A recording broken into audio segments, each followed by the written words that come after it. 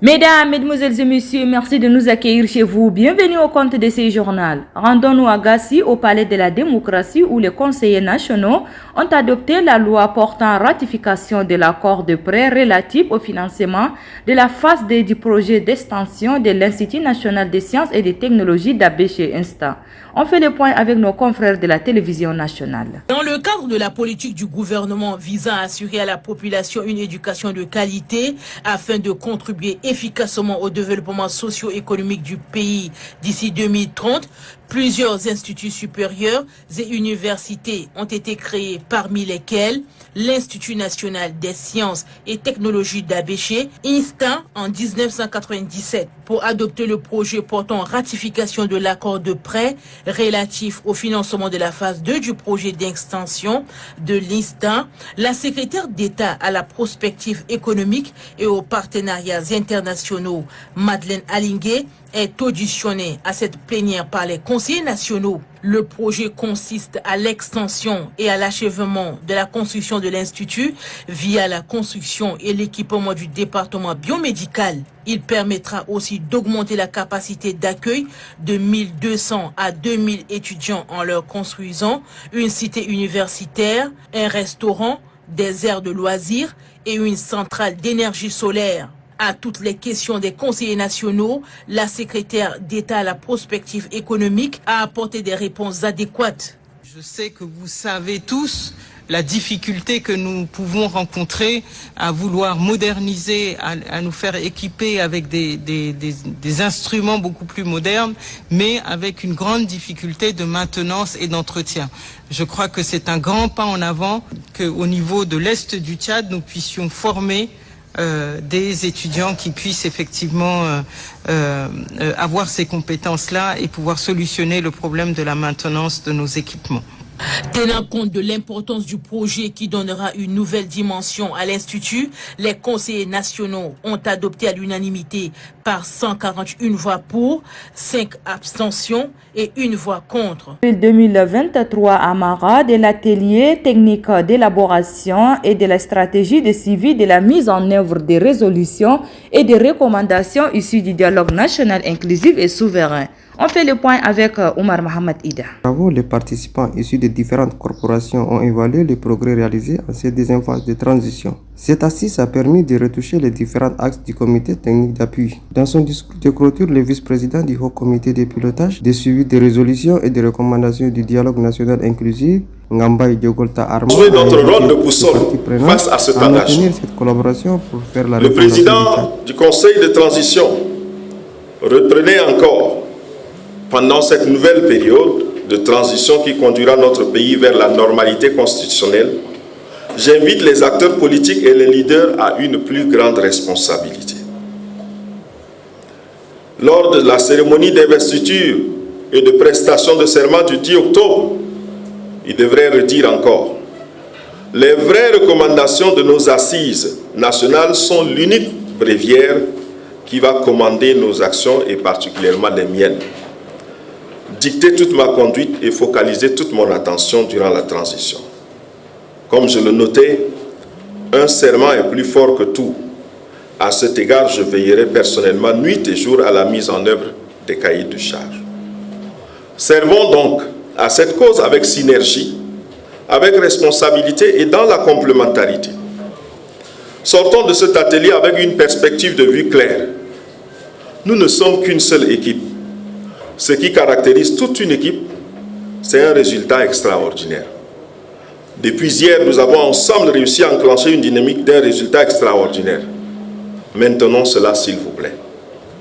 Mesdames, Messieurs, en présentant en novembre 2022 la déclaration de politique générale du gouvernement, le président du Haut Comité de pilotage aujourd'hui s'est engagé en disant: pour plus d'efficacité, un comité de suivi et évaluation sera mis en place pour que toutes les délibérations issues du DENIS soient mises en œuvre de façon réaliste, sincère et conforme au consensus dégagé.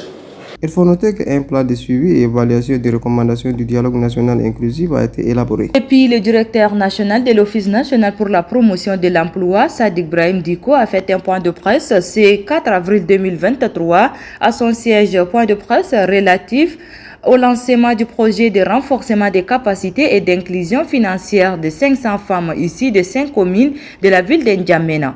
Un extrait de ces propos au micro de notre reporter Mohamed Toukou.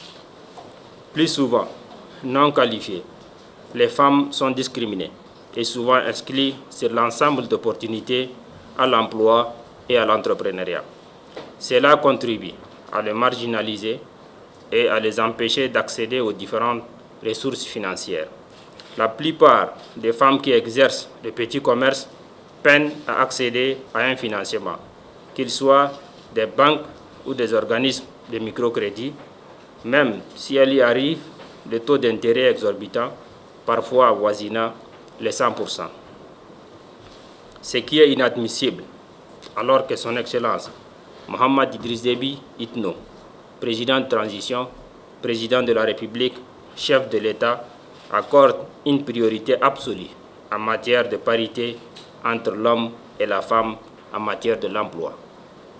Distingués invités, l'ONAP, à travers son programme Auto-emploi, s'intéresse de près à ces femmes commerçantes, puisqu'elles représentent la plus grande niche de l'auto-emploi.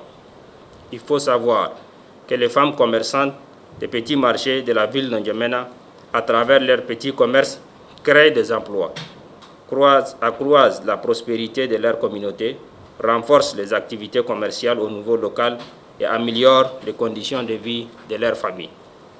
Malheureusement, ces femmes n'ont pas accès aux services et aux différents produits financiers. D'un côté, les banques qui ne s'intéressent pas vraiment à elles, jugeant leur commerce informel et moins important. Et de l'autre côté, les pratiques usurières où le taux d'intérêt est exorbitant. Pour sortir ces femmes de ces goulots d'étranglement, l'ONAP a décidé de les identifier, les former et les financer sous forme de crédits remboursables avec un taux d'intérêt 0%. En faisant ainsi, l'ONAP répond aux soucis d'inclusion financière de toutes ces femmes commerçantes de la ville de N'Djamena. Il s'agit de résoudre leurs problèmes d'accès au financement et de lutter contre les pratiques usurières dont elles sont victimes. Le présent projet, dont le thème principal est augmenter le capital commercial des femmes pour leur garantir une activité pérenne et un emploi durable, consiste de manière générale à financer à titre exceptionnel 500 femmes commerçantes vulnérables issues de 5 communes d'arrondissement de la ville de N'Djamena. Ceci permettra à l'ONAP de conserver déjà les milliers d'emplois créés dans ce secteur, mais aussi d'en permettra une augmentation substantielle en apportant un appui au renforcement des capacités et l'inclusion financière des femmes commerçantes. Et puis le FIDA, en partenariat avec le ministère de la Perspective économique et des partenariats internationaux, organise un atelier de revue à mi-parcours du programme d'options stratégiques pour le pays 2020-2025. C'est 3 avril 2023 à l'hôtel de l'Amitié. Faisons le point avec Omar Mohamed Ida. De cet atelier est d'améliorer la sécurité alimentaire et nutritionnelle, d'accroître le revenu des populations rurales pauvres. Cette cérémonie a vu la présence du représentant du ministre de la Prospective économique et des partenariats internationaux, le directeur pays du FIDA pour le Tchad et la Côte d'Ivoire, les experts organismes partenaires techniques et financiers, ainsi que d'autres invités venus pour la circonstance. Lançant officiellement les travaux de cet atelier de revue à mi-parcours du programme d'options stratégiques pour les pays 2020-2025. Le représentant du ministre de la Prospective économique et des partenariats internationaux, Mohamed Chaïb Ibrahim, tient à réitérer sa profonde gratitude à l'ensemble des partenaires techniques et financiers en général et au FIDA en particulier pour le soutien aux efforts du gouvernement. Notons que la photo des familles a mis terme à la cérémonie. Et c'est la fin de cette édition. Merci de l'avoir suivi. Au revoir et à demain. Bon, c'est de programme sur la télévision en 9 sur 24. Merci.